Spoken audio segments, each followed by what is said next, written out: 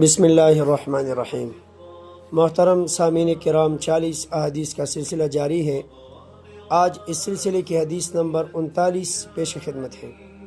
اس حدیث کو امام مسلم رحمہ اللہ نے ذکر فرمایا، نبی کریم صلی اللہ علیہ وسلم نے فرمایا، من صلی علی واحدۃ، جس نے مجھ پر ایک بار درود بھیجا، صلی اللہ علیہ عشرا، تو اللہ تعالیٰ اس پر 10 بار رحمت نازل فرمائے گا۔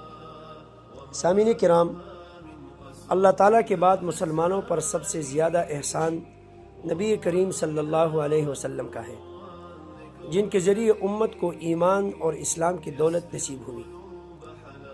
تو جس طرح اللہ تعالیٰ خالق ہے اور اللہ کا شکر ہم پر واجب ہے، اسی طرح نبی کریم صلی اللہ علیہ وسلم ہمارے محسن ہیں اور ان کا شکر بھی ہم پر واجب ہے۔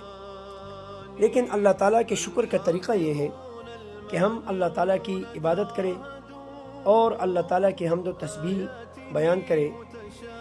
نبی کریم صلی اللہ علیہ وسلم کی شکر کا طریقہ یہ ہے کہ ہم آپ کی لائی ہوئی سنتوں سے محبت کریں اور آپ کی لائی ہوئی سنتوں پر عمل کریں، اور اسی طرح آپ پر ہم زیادہ سے زیادہ درود بھیجیں۔ اور عجیب بات یہ بھی ہے کہ نبی کریم صلی اللہ علیہ وسلم پر درود بھیجنے کا فائدہ ہمیں ہی ہوگا۔ اسی حدیث میں فرمایا کہ جس نے ایک بار درود شریف بھیجا تو اللہ تعالیٰ اس شخص پر 10 بار رحمت بھیجے گا۔ تو درود پڑھنے کا فائدہ ہمیں ہی ہے۔ لیکن درود کے اندر ایک عجیب نکتہ یہ ہے کہ ہم درود میں کہتے ہیں کہ اے اللہ، آپ نبی کریم صلی اللہ علیہ وسلم پر رحمت نازل فرمائیں۔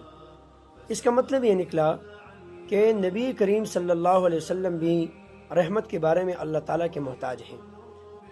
اور اس سے معلوم ہوا کہ جب پیغمبر پاک صلی اللہ علیہ وسلم اللہ کے محتاج ہیں تو پھر ان کے بعد کون ایسا ہو سکتا ہے کہ جو اللہ کے محتاج نہ ہو۔ اس سے معلوم ہوا کہ تمام انسانیت اللہ تعالیٰ کی محتاج ہے۔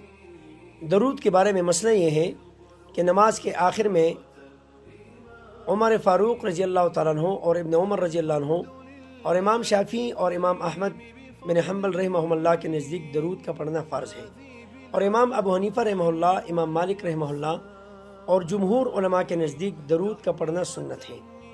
درود شریف کی اور بھی کئی فوائد ہیں، بلکہ درود کے بارے میں علماء کرام نے بڑی بڑی کتابیں تصنیف فرمائی ہیں، لہٰذا ہمیں درود شریف کا اہتمام کرنا چاہیے۔ اللہ تعالیٰ عمل کرنے کی توفیق عطا فرمائے۔